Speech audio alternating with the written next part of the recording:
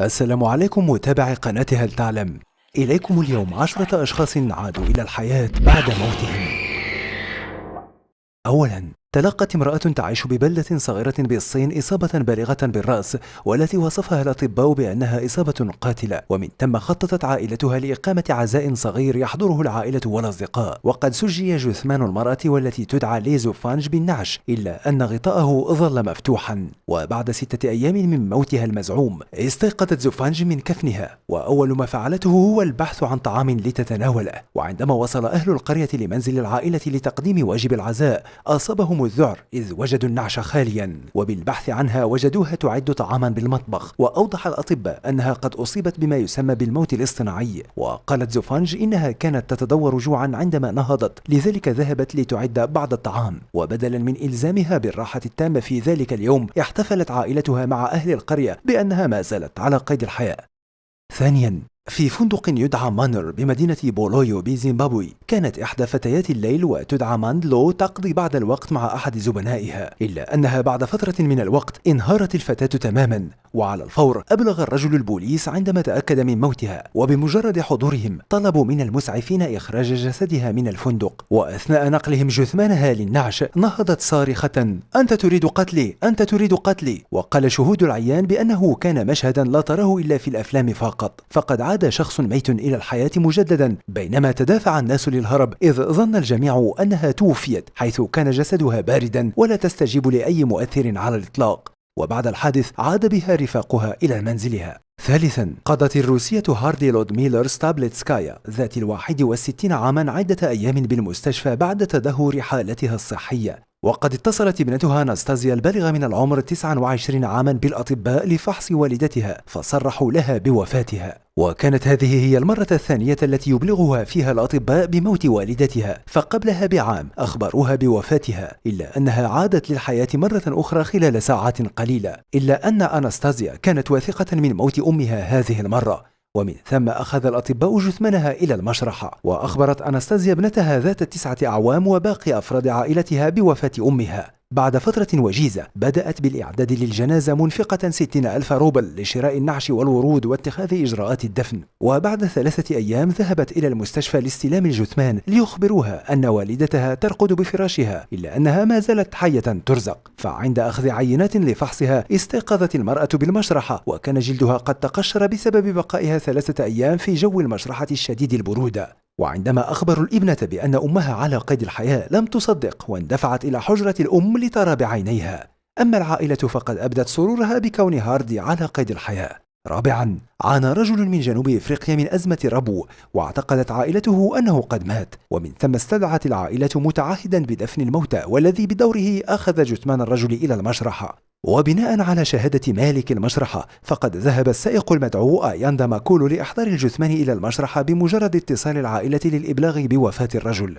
وفي اليوم التالي من وضع الجثمان بالثلاجة الخاصة بالموتى، تناهى إلى سمع عمال المشرحة صوت صراخ أحدهم طلبا للمساعدة. وتابع مالك المشرحة قائلا بأنها كانت تجربة مثيرة للرعب، وطبقا لدوره كصاحب العمل فقد حاول إبداء التماسك أمام مرؤوسيه واتصل بالشرطة. وعند حضورهم أشهر أفراد الشرطة أسلحتهم واقتحموا المشرحة، وبمجرد فتحهم الثلاجة فوجئوا بالجسد الشاحب المسجى أمامهم، والذي ظنوه ميتا يستقر جالسا. وعلى الفور نقل الرجل إلى إحدى المستشفيات المحلية للتأكد من استقرار حالته الصحية.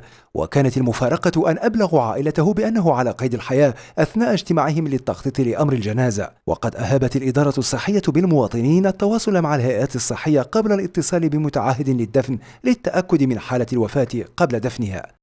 خامسا، وضعت امرأة طفلتها قبل موعد ولادتها ب3 أشهر، وبعد الولادة لم يجد الأطباء أي علامة للحياة على الطفلة، فأعلنوا وفاتها. بعد 12 ساعة من إرسالها للمشرحة، أصر الأبوان على رؤية طفلتهم لتوديعها، وعند وصولهم للمشرحة تناهى إلى سمعهما صوت بكاء ضعيف صادر من النعش. كانت الطفلة باردة للغاية، إلا أنها كانت لا تزال حية، وكانت نية الأبوين تسميتها لوسيا أباجايل، إلا أنهما غير رأيهما وأطلق عليها اسم لوس مالاغروس فارين، والذي يعني الضوء المعجزة. وحاليا وبعد مرور أكثر من عام تنعم الصغيرة بصحة جيدة.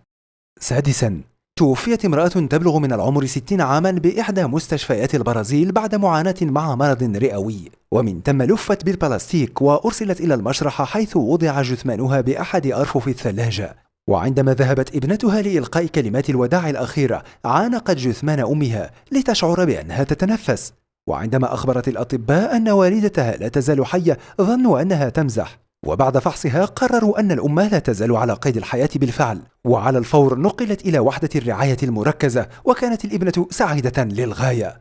سابعا، تلقى الطفل كيلفن سانتوس ذا العامين علاجا للالتهاب الرئوي في أحد مستشفيات البرازيل، وبحلول الساعة 7:40 مساء أعلنت وفاته، وتسلمت عائلته الجثمان وعادوا به إلى المنزل حيث خططوا للسهر ليلا لإتاحة الفرصة للعائلة والأصدقاء لتقديم تعازيهم. وقبل ساعة من بدء الجنازة أعلن الأب أن الفتى قام من مرقده وطلب منه كوبا من الماء، وتبع قائلا إن العائلة ظنت بحدوث معجزة، وبمجرد جلوسها عاد إلى الرقاد مرة أخرى، وحاولت عائلته إيقاظه إلا أن محاولتهم باءت بالفشل. وعلى الفور هرع الأب بابنه إلى المستشفى حيث فحصه الأطباء وقرروا أنه لا توجد أي علامة للحياة عليه، وقد أجلت العائلة الجنازة أملا في أن ينهض الغلام مرة أخرى، وفي نهاية المطاف دفنوا جثمانه بالمدافن المحلية بحلول الساعة 5 مساء.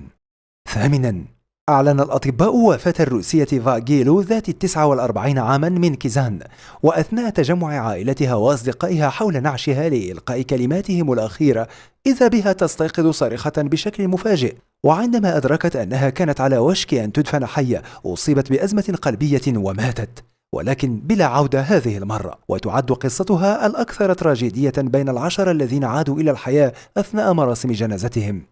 تاسعا، بعد معاناتها من أزمتين قلبيتين نقلت فال توماس من ولاية فيرجينيا الشمالية إلى المستشفى، وبقيت متصلة بالأجهزة التي بينت أنها لا تبدي أي موجات مخية على الإطلاق لمدة 17 ساعة، وقد توقف قلبها عن النبض، إلا أنها بقيت متصلة بجهاز التنفس الاصطناعي لمساعدتها على التنفس.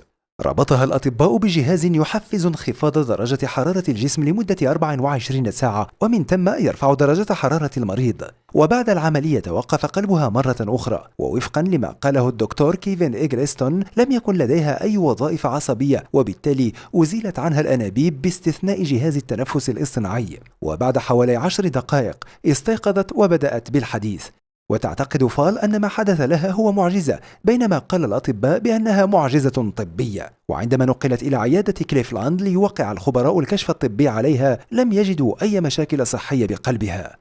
عاشرا، بعد صراع طويل مع المرض توفي الزيمبابوي برايتن ديموزانت ذا 34 عاما في منزله، وقد حضر أصدقاؤه وعائلته جنازته لإلقاء كلمات الوداع الأخيرة، وعندما مر رئيسه بالعمل أمام النعش رأى برايتن يتحرك، مما أصاب الحاضرين بالذعر ظنا منهم أن برايتن قد عاد من الموت للسعي وراءهم، وعندما أدركوا أنه لا يزال على قيد الحياة بالفعل نقل على الفور إلى المستشفى ووصل بأجهزة الإنعاش لمدة يومين ليعود بعدها إلى منزله.